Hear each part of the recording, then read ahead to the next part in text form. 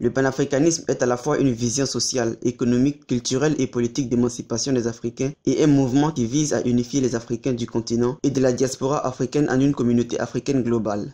Mais certains se disent choqués de voir un panafricaniste chrétien, car selon eux, christianisme et panafricanisme sont incompatibles.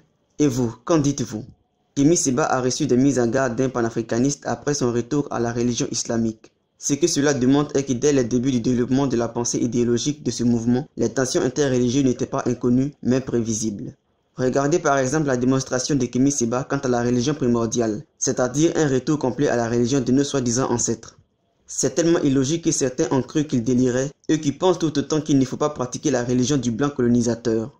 Il paraît clairement que ces gens cherchent à unifier le continent africain autour du vaudou, sans même avoir besoin de préciser que le vaudou, comme démontré dans une vidéo précédente, est culture et divinité, voire même sorcellerie. Si vous vous réclamez du panafricanisme avec de l'estime pour Kémy Séba, et que pour vous islam et christianisme riment avec esclavagisme et destruction de la culture africaine ancestrale, vous savez ce que Kémy Séba pense de vous?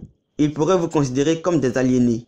Citation. L'aliénation revenait non pas à critiquer les racistes musulmans ou chrétiens, mais à confondre l'islam ou le christianisme avec le racisme de ceux qui s'en revendiquent. J'ai commencé à faire la prière islamique, je me sentais mieux, et je me promettais qu'à ma sortie de prison, je trouverais le moyen d'expliquer en quoi l'islam n'était pas la religion d'arabes racistes, comme j'avais pu le dire auparavant. Et bien plus encore, en quoi l'islam ne faisait en réalité qu'un avec la tradition originelle des peuples premiers.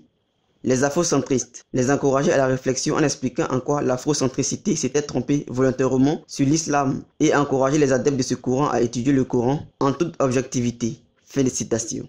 Rappelez-vous que M. Séba a reçu une mise en garde de son frère panafricaniste après son retour à l'islam chiite. Alors, comment ces gens peuvent-ils donc garder Kémy Séba comme chef de leur croyance politique? Et comment peut-on croire, à la vue de cette tension religieuse palpable, que le mouvement de Kémy Séba gardera ses rangs diversifiés disciplines jusqu'à la fin de son combat politique, s'ils arrivaient tant bien que mal à calmer ces panafricanistes vaudouistes entourés de collègues se disant chrétiens? Et surtout, est-il raisonnable de penser que ce mouvement pourra garder l'unification après la chute de l'ennemi commun? Il est pour moi une conviction certaine qu'un mouvement cherchant à unifier l'Afrique doit avoir une religion unifiée.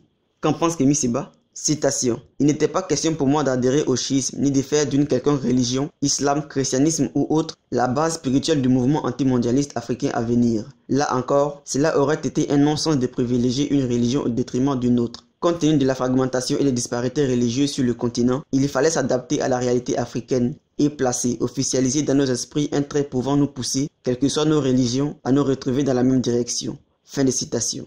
Se retrouver dans la même direction et cheminer quelles que soient nos différentes religions est absurde. En dépit des tensions entre musulmans et chrétiens, il faut considérer les contradictions du Coran et son rejet de la foi chrétienne en réunion son pilier central, la divinité de Jésus. Ce qui est logique est qu'il faut savoir que seule la religion qui ne constitue pas de contradiction en elle-même, c'est-à-dire le catholicisme traditionnel, qui n'a rien à voir avec le faux catholicisme de la Rome actuelle dirigé par François, lequel n'est même pas pape. Car catholique veut dire universel. Donc quoi de mieux pour unifier spirituellement les tribus variées de l'Afrique? On sent sa volonté propre dans sa racine unie. Elle n'est pas en guerre contre les cultures dans l'absolu. Et déjà des siècles en arrière, plein de catholiques du monde entier avaient déjà identifié l'ennemi commun évoqué par les panafricains. On pourrait citer l'exemple de Cristeros du Mexique luttant contre des francs-maçons au pouvoir et qui finit massacré. De par la définition même du panafricanisme, j'ai démontré qu'on peut être panafricaniste et catholique. Donc, qu'attendez-vous pour resserrer nos rangs afin que le combat soit vraiment uni?